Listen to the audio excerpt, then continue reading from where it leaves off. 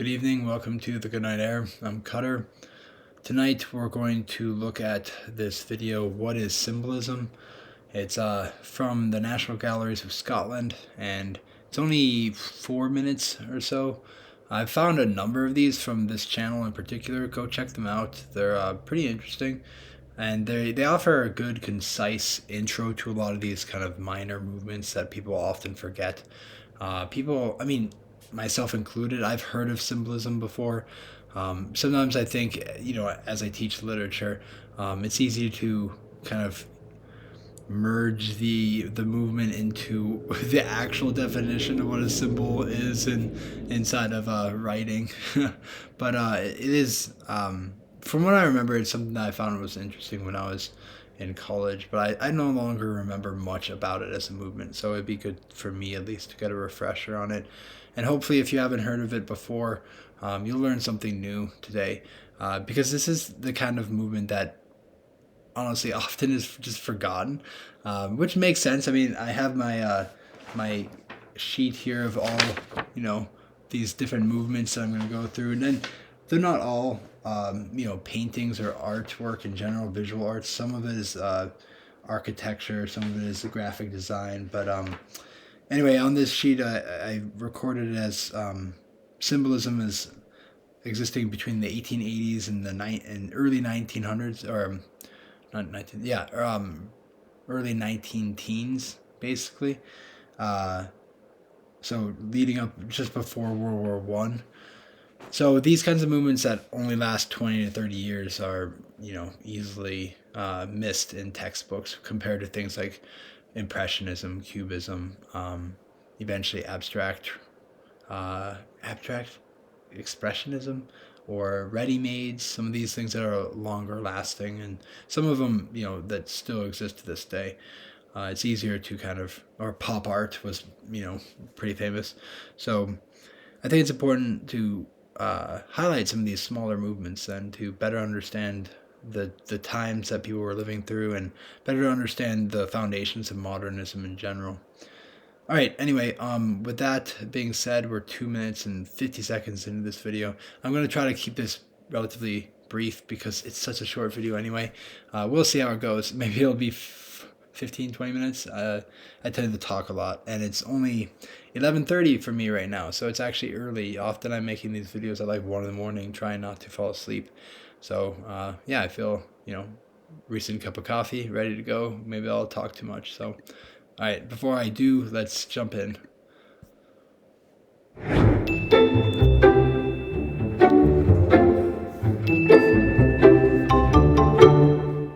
19th century was an era of great change for much of the Western world. Symbolism was in many ways a response to the rapid industrialization and scientific advances that were affecting society. Okay, so I'm going to pause it right away. Apologies, but I feel like that is the truth for pretty much every major art movement in modernity. And this is part of why I think, I'm trying to use these videos. If you see my intro for this channel, you'll understand it, what I'm trying to do here. But just in brief, I'm trying to kind of work on a thesis I have, which basically is trying to make a connection between, modern art and culture, and both the flexibility of capital and technology, and how these things kind of work together to reinforce each other. So pretty much every movement that we've seen so far, and we are probably going to see for a while, is going to be a reaction to industrialization, the changes of modern times.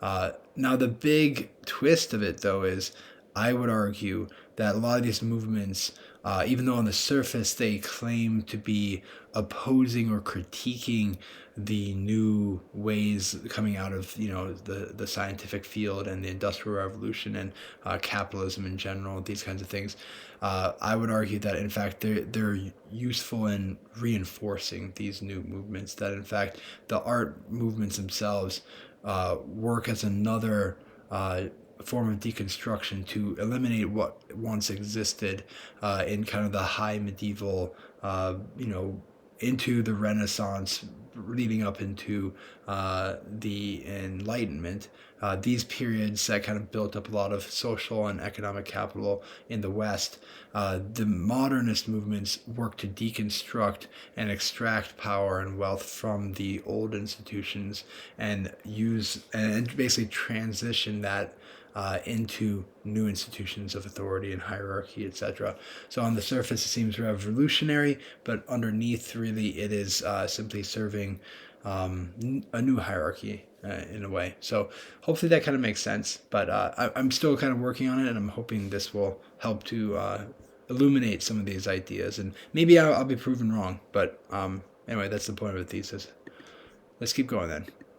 It began in literature, an expression of disenchantment with modern society, but spread quickly to music and fine arts. The symbolists were avant-gardes, a diverse group, often working independently in different styles and mediums. They sought escape from an increasingly grey reality by expressing dreams, visions, and spirituality. Symbolist fine artists are identified by their use of colour and flat, often abstract forms. Their work was often emotive, with recurring themes: love, fear, anguish, death, sexual awakening, and desire. Very different from the type of romantic or academic art that was favoured by the art establishment of the day. Odilon Rudon was a forerunner of the symbolist movement. His lithographic prints, lyrical and sinister, typify symbolism by emphasising dreams and the imagination.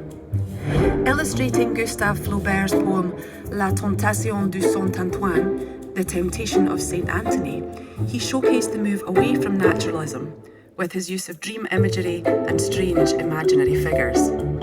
Rudon was an important influence on many later artists, including his friend Paul Gauguin. Gauguin's iconic painting Vision of the Sermon was described by a critic in 1891 as the first defining symbolist painting. It illustrates a biblical story in which Jacob wrestles with an angel. The flat forms and broad use of red emphasises the unreal and dreamlike image. They are seeing Jacob and the angel not physically, but as a vision. The tree represents the division between the real world and the interior space. Okay, so yeah, that's interesting. So a lot of dreamlike, I guess, themes, you could say, motifs. Slightly it's blurring the lines between what is real, what is not real, what it can't be real. And it's interesting, this painting in particular, that tree. It's, at first you kind of look at it and your eye is drawn certainly to that tree at some point, but because of its colors, it doesn't pop as much as clearly the white caps on these women watching, or the golden angels wings and whatnot, or even certainly the red, but it is there, kind of omnipresent, dividing reality from the dream, so to speak, the interior space of the mind, as she said. Interesting stuff so far. I mean, personally, just in terms of the aesthetic, I appreciate it. I think it seems interesting. But another thing that she mentioned is it's emotive. It deals with emotions, with ideas of fear and love.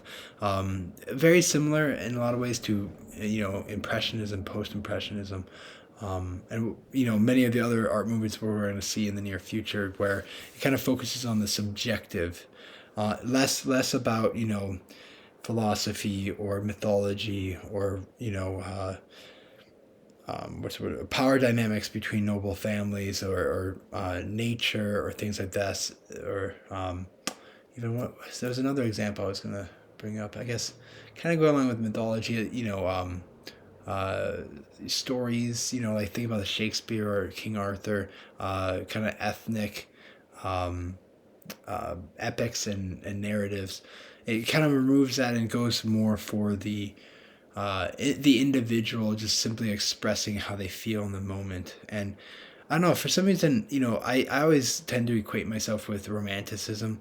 It seems like an extension of that to some degree, even though they claim that they are not. So I'm kind of suspicious of that, because a lot of these modernist movements do tend to look at the older artwork, just as she said, and critique it and kind of try to distance themselves from it without maybe recognizing how much they owe those previous movements, and maybe there's not as much of a separation as they would like to think, and maybe not as much separation between these different movements as the artist would like to think. Anyway, so let's keep going. Of the mind. Symbolism and its artistic rejection of the everyday spread far beyond France. The Scottish artist Frances MacDonald McNair produced experimental designs across a range of media. In Sleep, her gaunt, stylized figures inhabit an unreal space, the place of dreams. McNair's work exhibits some of the I was gonna say that the last image kind of reminds me of some of the digital work or the comic based work that you see nowadays. I'm not a Tumblr person. Is that even still a thing? I don't know, but it reminds me of something that you might find on something like that.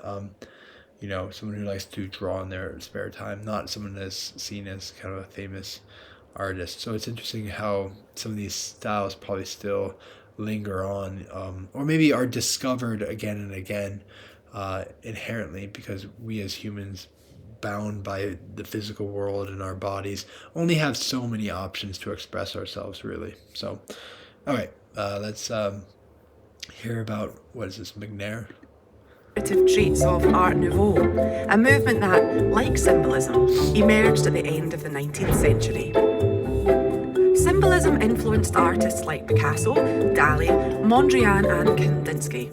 It also paved the way for a wide range of artistic movements such as Expressionism, Surrealism, Abstraction, and more.